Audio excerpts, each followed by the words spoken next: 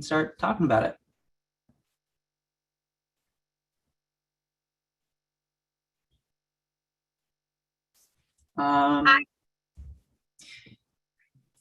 So yeah, that was the film. I spent about 3 years filming it, and then like a solid year of editing it whenever I was able to find the time. And yeah, I was really inspired to make it because I've gone up to Hubble Island my whole life, and I've always definitely had a connection to the wildlife there, and means a lot to me. And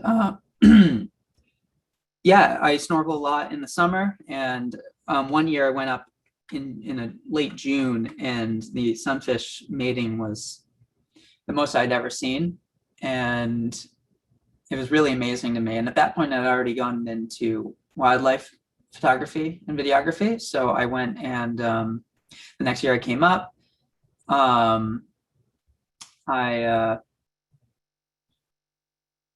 Yeah, the next year I came up with a phone with my underwater case and started filming, and over the years upgraded my equipment, and it eventually came into this.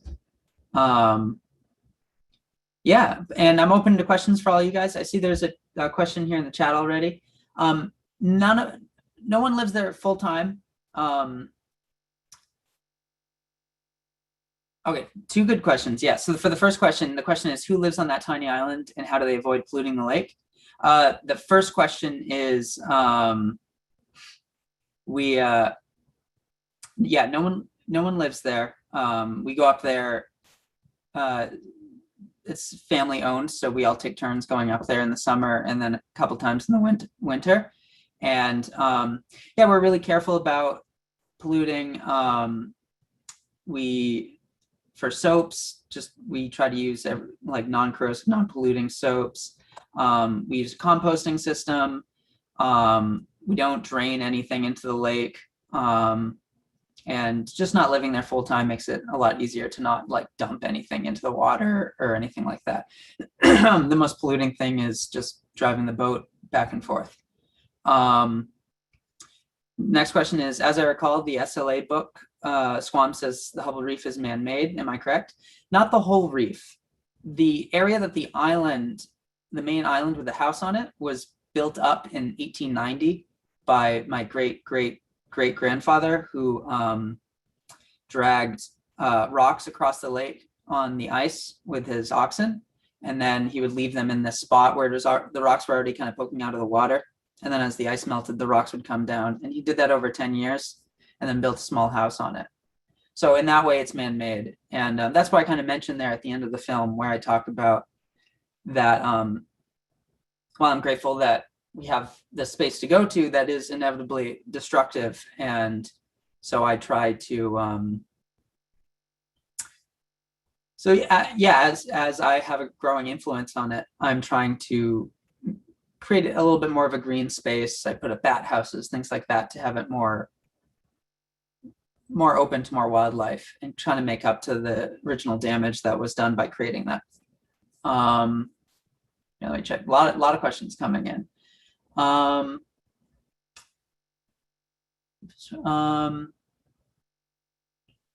So what is the history of the Hubble name? So Hubble is, I forgot which language, but it's an older word. It means pile of rocks, and the island itself was made, as I just said, by piling up rocks. So that's where it got the name. The difference between saltwater and freshwater reefs. Yeah, saltwater reefs have coral and have a lot of biodiversity. Freshwater reefs are more so just hotspots of fish activity within a freshwater area. They tend to be where there's lots of rocks and shallow water. And it's kind of like a condensed area of the food chain. And that's kind of what a freshwater reef is.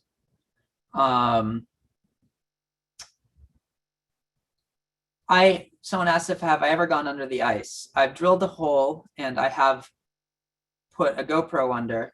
I have Not much more than that. When I go up in the winter, I usually go up for a weekend and I get the drinking water through a hole in the ice, and then we boil it so it's safe to drink.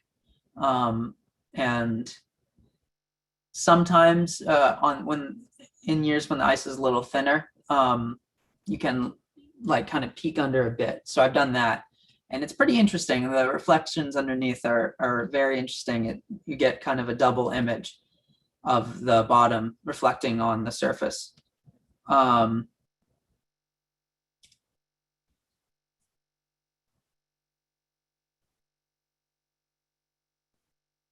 All right, I'm just reading through some of the more questions.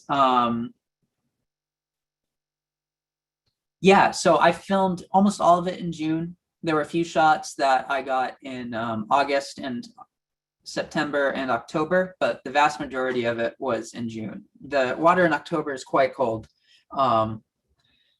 Yeah, so not much was in October. Okay. So yeah, I don't see any more questions right now, so I'll just kind of go off on a little bit more of where my inspiration came from.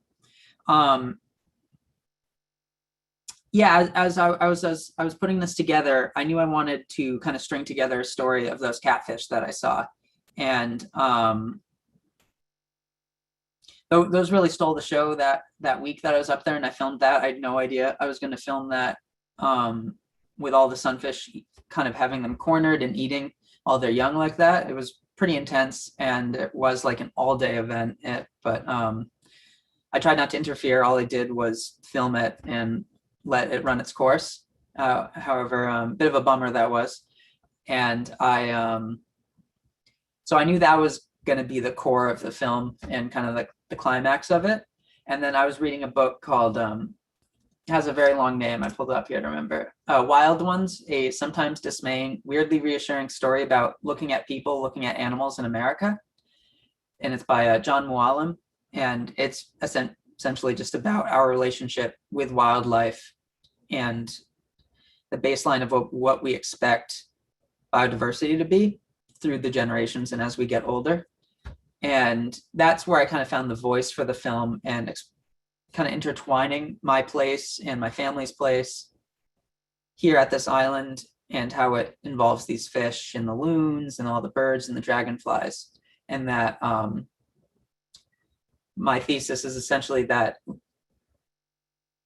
like we're here to stay, like people, and we're not going to, in order to protect wildlife, we're not going to necessarily we can't tell people just like go away and don't enjoy these things because you're polluting them. We have to focus on like how can we enjoy these things without polluting them and without damaging them, and coexisting with these things, or as I put in the film, cohabitating with them. So that was one of the main things I was exploring. I'm going to hop on some more questions. What was the most interesting man-made object you found on the reef? I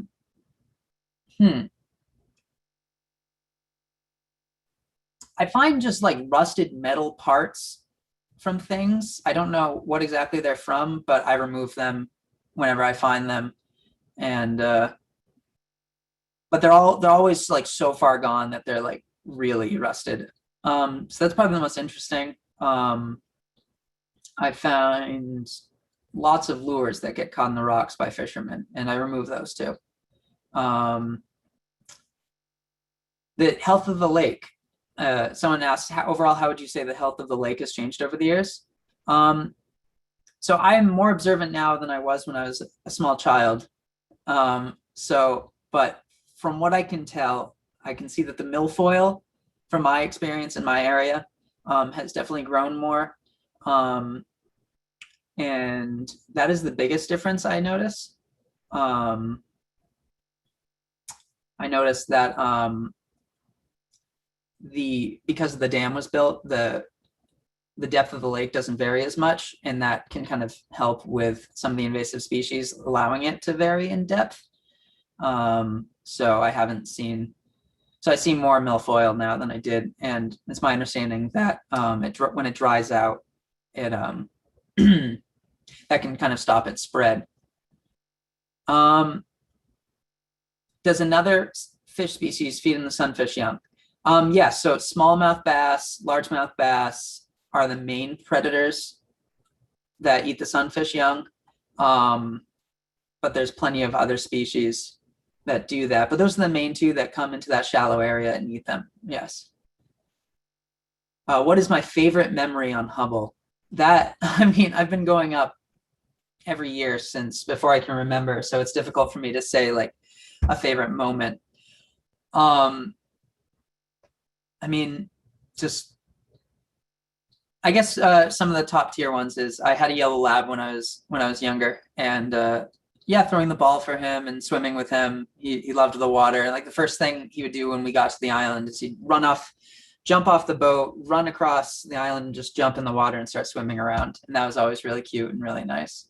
That always brings a smile thinking back to that. He loved swimming so much that we had to like entice him back for food because we were worried that he would tire himself out too much. So he really loved that. So that's pretty top tier memories of the island. Next question is, does your family have a long-term perspective on water quality changes over time? Have you noticed more algae in the last 40 years? What about water clarity and fish populations and diversity? Would love to hear you talk more about multi-generational perspectives and the kind of changes to Squam. I would have to get together talk to some of my family members about that more in depth. I'm sure my dad is very observant of that as well. So my dad actually volunteered for the SLA in the early 90s. So he probably has some input on that. He might be watching, so if he's in the chat, he can feel free to type something up if he wants to. Then someone said, I have twin 9-year-old boys and they love spending time on Squam. They'd like to know what's your favorite part about visiting the reef and spending time there. I love seeing the mountains and the air and just the sun and just being secluded and just surrounded by that. Hearing the loons like all day and night is amazing. And yeah, I think the mountains and the loons are probably my favorite things. I know I did this whole film about the fish. The fish are really high up there, but it wouldn't be the same without the loons or the mountains. And from the back dock there is a beautiful view. As anyone who goes across the lake knows, you get a beautiful view of the Sandwich Notch, and it's really special to me. And yeah, it's great to go up there and see that, and go up there with loved ones and close friends and kind of spend a week up there with them and catch up, especially how kind of life geographically kind of pulls you apart, being able to have this beautiful place where you can pull everyone, they can come back together and spend some time together here. It's a really wonderful thing for that. Yeah.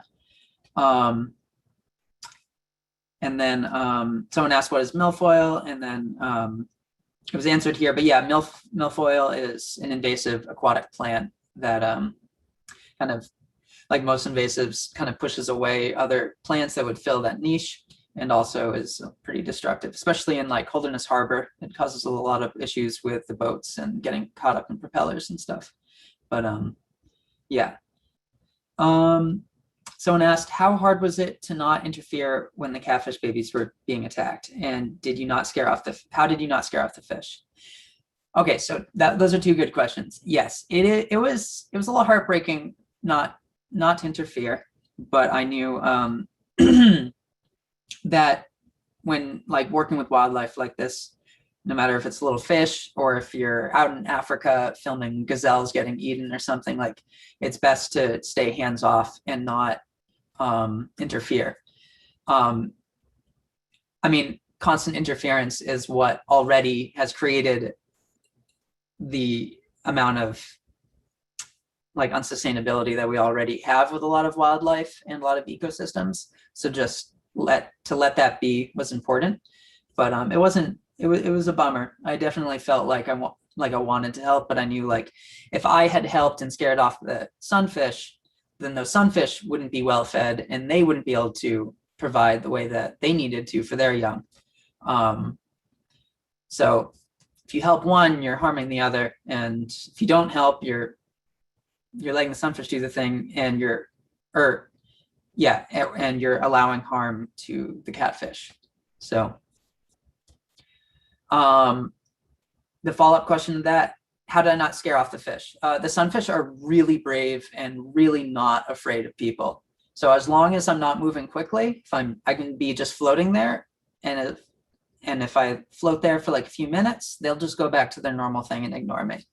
You can see in one of the shots where I bring the camera down and I put it into the nest. It wasn't afraid of me at all. And in fact, it like swam up to the camera to kind of say like, hey, get out of here. This is my nest. My babies the eggs have been laid here. So they're really not afraid of people.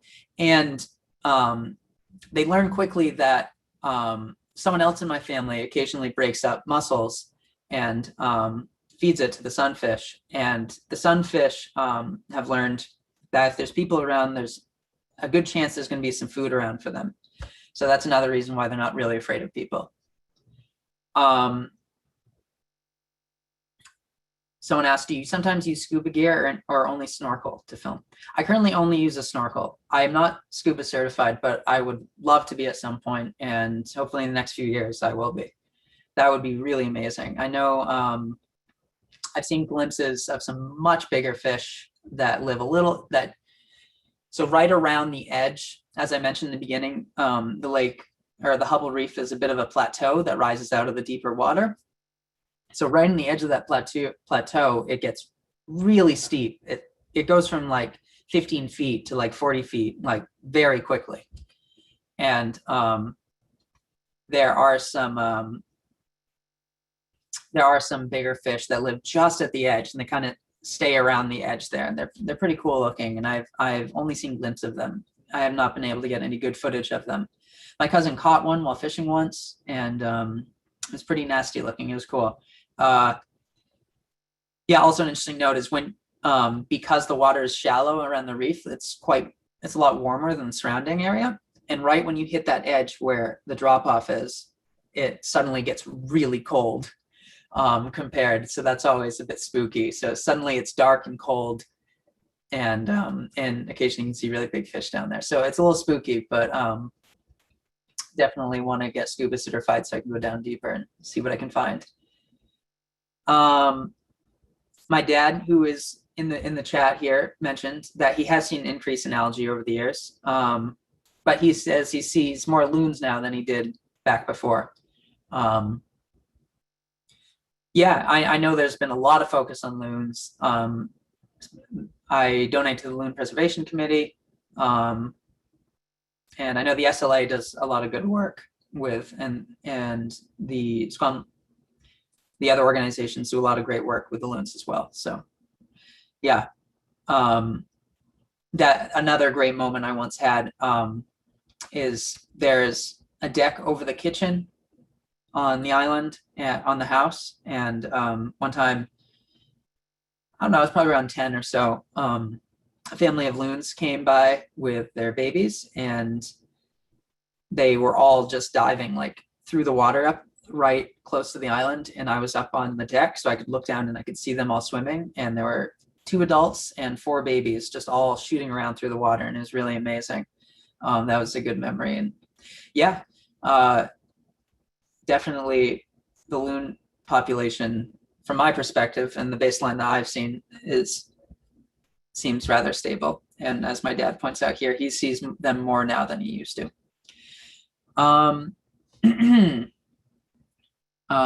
Someone said, you're very lucky to have such a special spot. Do you have any additional thoughts, ideas for more films, specifically on the loon population, which has been very disturbed and experienced? So this person is talking about a decrease. I do know overall there has been a decrease. And I know there's issues with lead and mercury content. Actually, yes, the next film I'm working on is not about the lake, but it's not going to be quite as big of a process as this one. And then I'm thinking likely the next one after that, I would like to focus on the loons. That's actually my top priority for like another film about the lake. I'd want to focus, rather than just the Hubble Reef and just one location, I'd want to focus on the loons in general. That would be amazing to focus on that. So I have some high hopes on that. I need to do a bunch of research before I can start that. And yes, I would absolutely love to both learn, research, and present some sort of film about the loons.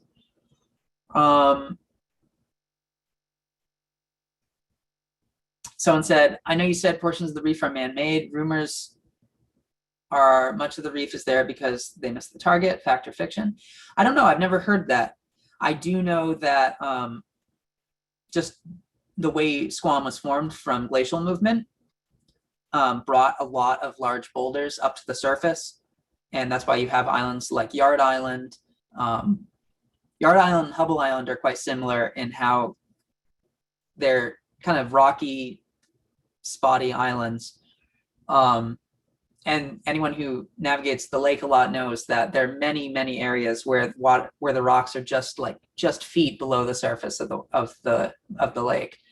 So I believe that the stretched out area of the Hubble Reef is more from the glacial movements.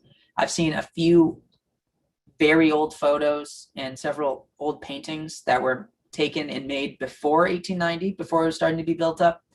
And it looked like a smaller version of Yard Island before they built it up so they could build the house.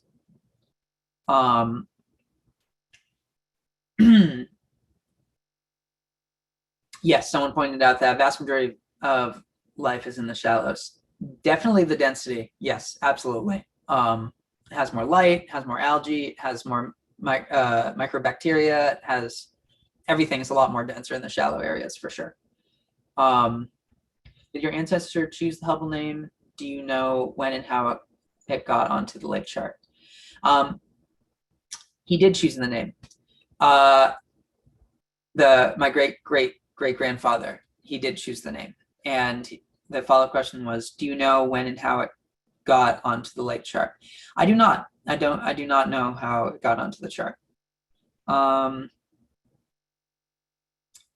Yes. Okay. Someone else posted here that there's a significantly more wildlife than 50 years ago, with the exception of bats.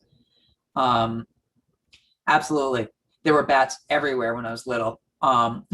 Some stories where they flew into the windows before we had screens, which were a little alarming, but we were able to get them out without anyone, without them or them being harmed or any people being harmed. And yeah, I put up bat houses. I put them up last year. I know it takes a lot of patience for them to start being used and for bats to start taking residence in them, but I have high hopes at some point there will be. We used to have bat houses. I believe a storm knocked them over and they hadn't been replaced, but now I put new ones up, and fingers crossed, I would love to have them again. It's really nice just seeing them and occasionally hearing a little bit of a squeak when it gets low enough for our ears to hear it. It's fun. I did have access to a thermal site recently, and I was able to see that there were a few bats flying around in the middle of the night using that, which was nice. Then follow-up was, as for water quality, imagine what it was like. Make sure those are popular. Yes. When it was populated by cattle, sheep, and pigs, the water quality was would definitely have not been the same. It probably would not have been as clear. But there's definitely different aspects of the water quality. There's the mercury and the lead, which that doesn't dissipate as quickly as the manure from all of these animals would. But yes, I would say in terms of the livestock, it's an improvement. And as far as all we can do for mercury and lead is avoid using lead sinkers, things like that. Be mindful of when you see something strange in the water. Occasionally it can be like an antique lead battery. I found those and removed those. And other things like that.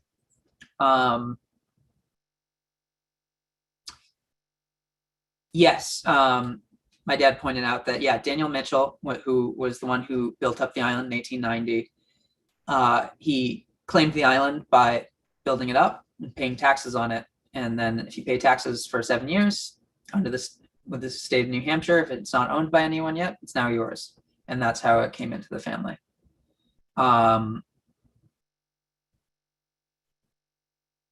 Yes, lead sinkers are illegal. Yes, which is great.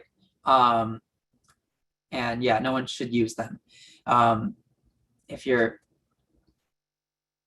yeah, and if you're not like a super fishing fanatic and you're trying it out and you don't know if some lead sinkers you have access to or sinkers you have access to are lead or not, just don't use them. They're not that expensive and it's not worth the risk because the loons eat them and it's just all sorts of bad for them.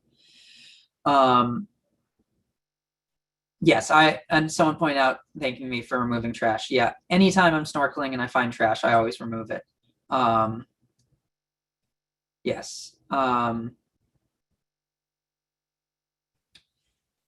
Yeah, so yeah, I see there's a little in the question. So another thing I can talk about is my research process on this. I actually got a huge amount of my information about the sunfish from, I'll pull it up because from a scientific journal written in 1963 from a woman who I believe it was her PhD on animal behavior, and her name was Helen Carter Miller, and she had a full 65-page paper written on the mating behavior of pumpkin seed sunfish. So that was a huge help in learning some of the very fine details about how sunfish behave. I was very, very fortunate to have found that resource, and that was the main piece of research that kind of sculpted the whole film and helped me create what it was. A huge amount of information. I read about half of it, and was plenty to fill an 11-minute film. Yeah.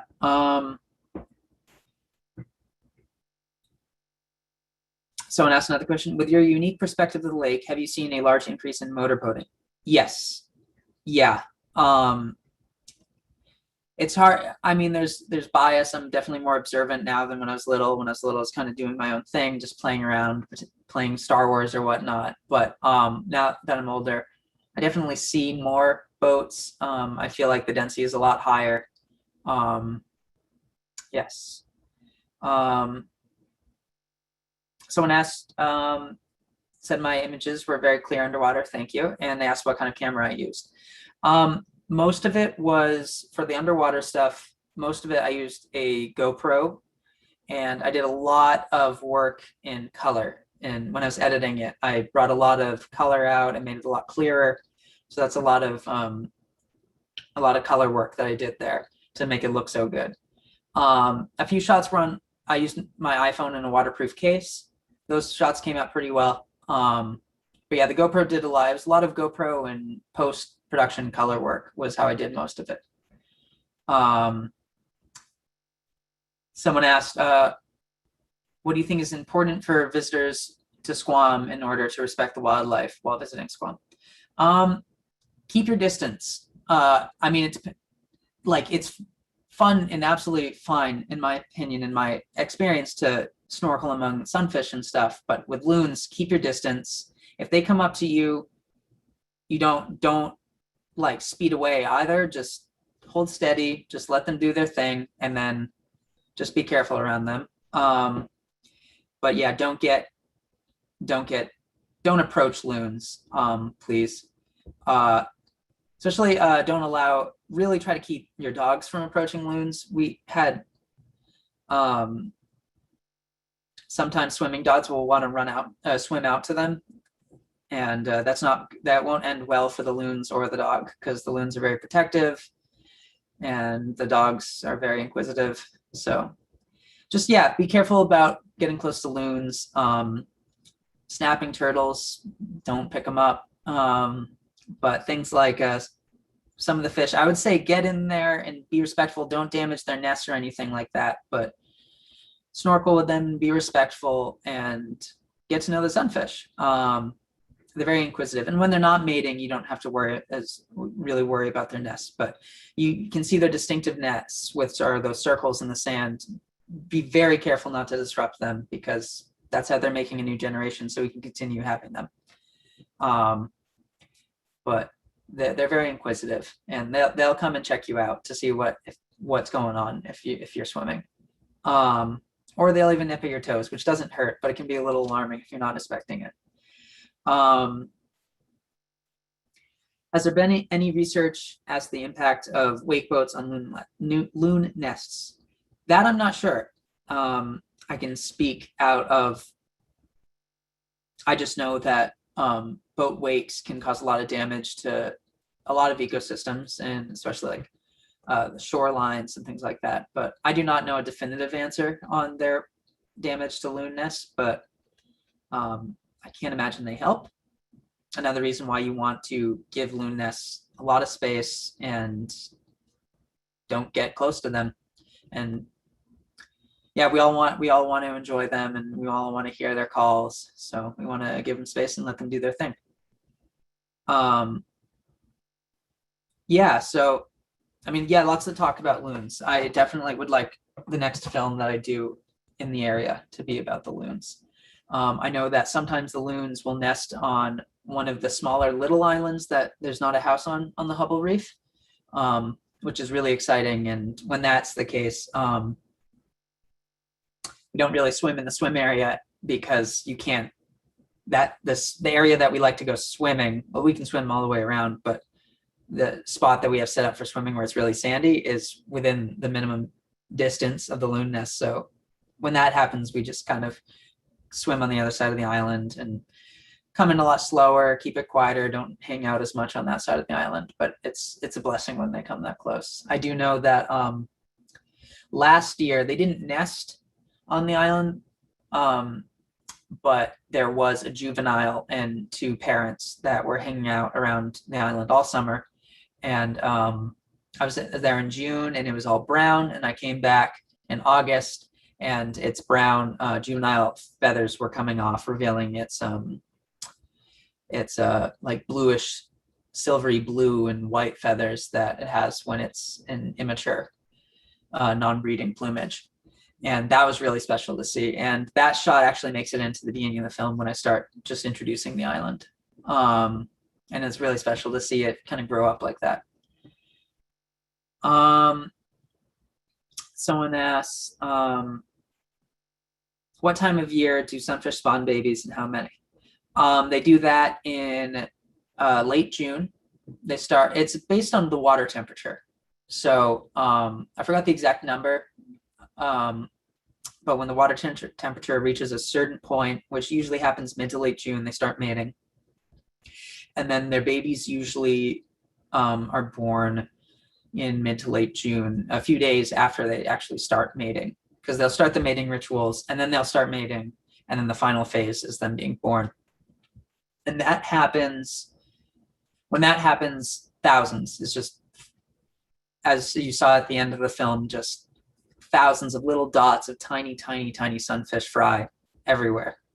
The extreme majority of them won't make it, but some of them will, and they'll grow up and become the sunfish that make a new generation.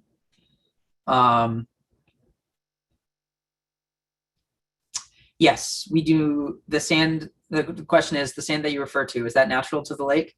Yes, there is a bit of the currents there kind of keep it clear. I'm not an expert on water currents, but I do notice that high current areas throughout the lake tend to be sandy, and then the low current areas are pretty mucky and not sand.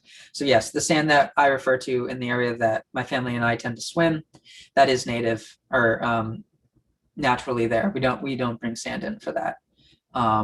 Actually, the water current there is strong enough that all winter in that very one specific spot, the ice doesn't get with more than a few millimeters thick.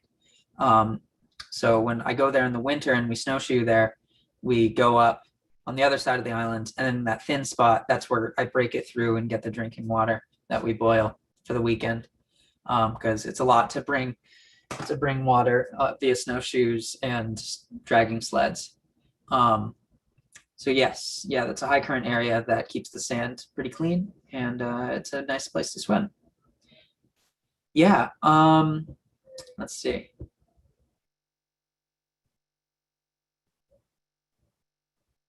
Probably a spring. If you're referring, someone said probably a spring, which could be a constant temp. Are you referring to that the lake is partially spring fed? I know that is the case, which is pretty neat. What were some? Oh yes, that's a good point. That's a good point. Yes. They said it will keep the ice thin. Yeah, if there's an underwater spring current there, that is, I hadn't thought of that. That would keep the ice thin right there for sure. Yeah, that would be very neat. And someone said here, wakeboat study is underway in Minnesota. That's good to know. Actually, I follow an Instagram account that follows one very specific loon in Minneapolis. So I do know there's lots of loons in Minnesota too, which is nice. Yeah, I mean, other animals that we see, the mink made it into one shot in the film. They do like the island in the winter. When we go up in the winter, one year, they definitely had taken up residence in the house, and their little mink footprints were all in the snow everywhere, which is really cute. I didn't see it, but one of my friends that came up with me, he went outside and saw the mink, and they like scurried away and hid under the dock. So it's pretty neat. And yeah, it's definitely it's a balancing act, keeping like the house healthy. So trying to handle rot and pests, but not also, I don't want to damage the wildlife there. So it's a balancing act. Lots of being very careful about food left, because mice absolutely love the island. Every spring, we've been getting better, but in the spring it's pretty rough with mice. But to deal with that, rather than setting traps or poisons, we just, every fall, I clear it out of anything mice could eat other than the stuff that's naturally there, and hope for the best. And that, so far, that's been working. Come back in spring and they're not too bad. So yeah, and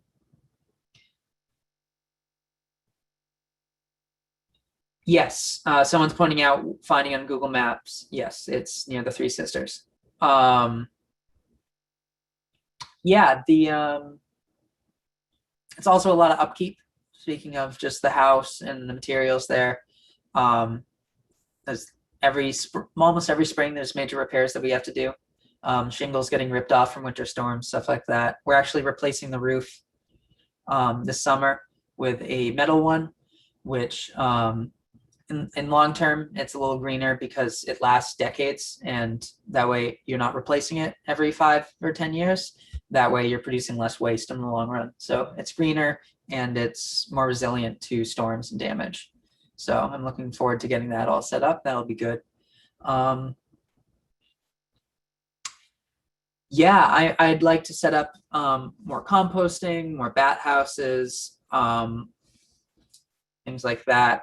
Currently, we have a generator for electricity. I would like to switch to solar panels and batteries to be more green in that regard too, to not need the generator. That would be nice.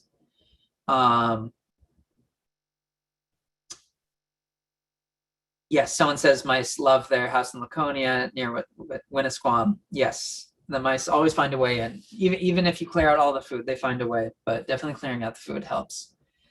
Yes, the plan is we're starting with the metal roof for now, and then the hope is at some point to add solar in the next few years. Got to save up for it because it's a bit of an investment, but that is the plan, yes.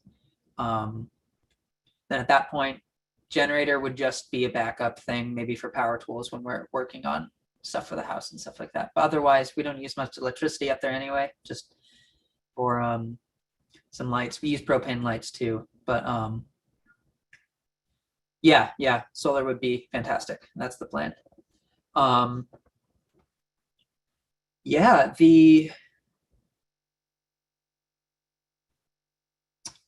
yes. I'm not sure how many gallons the generator goes through because someone asked how many gallons of gas the generator goes through. I'm not sure because other people go up besides me and my core family.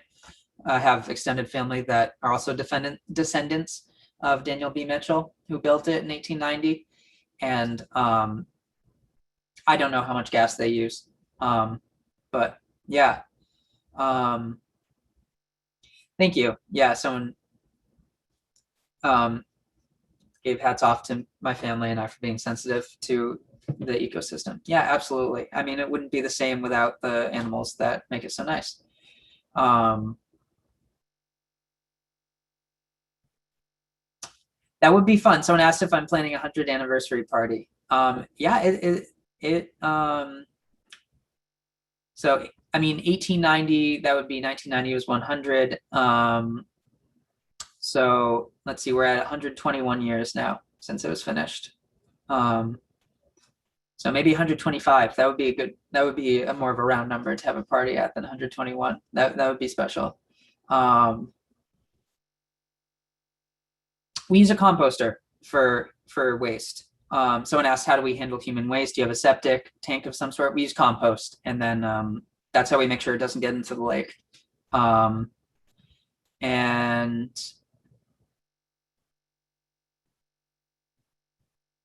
yeah, someone pointed out, yes, that we typically only run the generator for electric tools and for lighting in the evening and things like that. Yeah, I personally don't like how loud it is because, as I talked about, I really love hearing the loons, so I'm not a fan of how loud it is. And converting to solar and batteries, we'd be able to have our electric light without any noise, which would be wonderful. Someone asked, it's called an outhouse. Yes, yes. The outhouse, the compost outhouse, is what we use. Yes, and then. Do we have to haul compost waste off the island like they do in?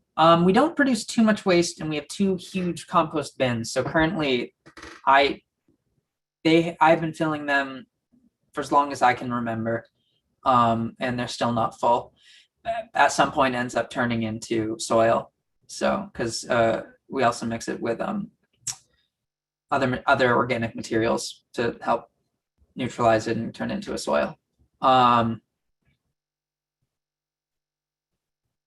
Yes, I do know we can add batteries as it is for solar and lights, but we then need to charge those batteries for the generator, which is certainly better than nothing.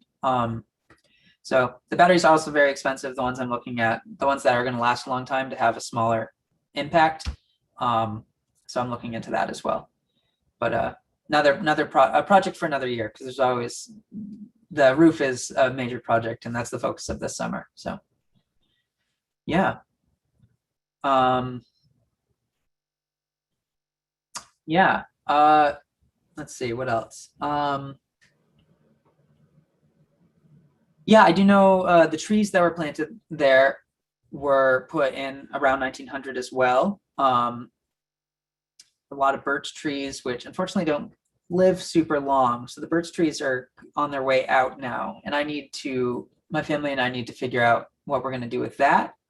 But definitely don't want to not have trees, and also want the trees to be native, whatever we have there, because it wouldn't be the same without waking up to all these bird calls every morning. And as you saw, I have the tree swallows in the film, and those mean a lot to me and my family. So yeah, all the trees kind of seem to be at the same level right now as to getting old, and especially among the birch trees. And with the island is right on the open like that, there's a lot of wind, so sometimes branches get knocked over. Tent caterpillars do quite a bit of damage on the leaves, things like that. Ethan, thank you so much for sharing all of this information. Yeah. Someone just made a comment that they'll never paddle by Hubble Island again. and they think of it differently now, right? Because they have some Yeah, background knowledge, which is pretty awesome. So absolutely. I love to share. Yeah, yeah. And and Ethan's film is on YouTube, and you can watch it anytime. I did put that in the chat at some point, and you can also just Google it, I think, and you'll be able to find it. So if you want to share it with others that come up maybe this summer or something who are curious to learn more, definitely share that. And thank you so much, Ethan, for taking the time thank to be you. with us tonight. Thank you, everybody. Have a lovely evening, and we hope to see you this summer. Awesome. Thank you, everyone. I really appreciate it. Thank you. Thank you.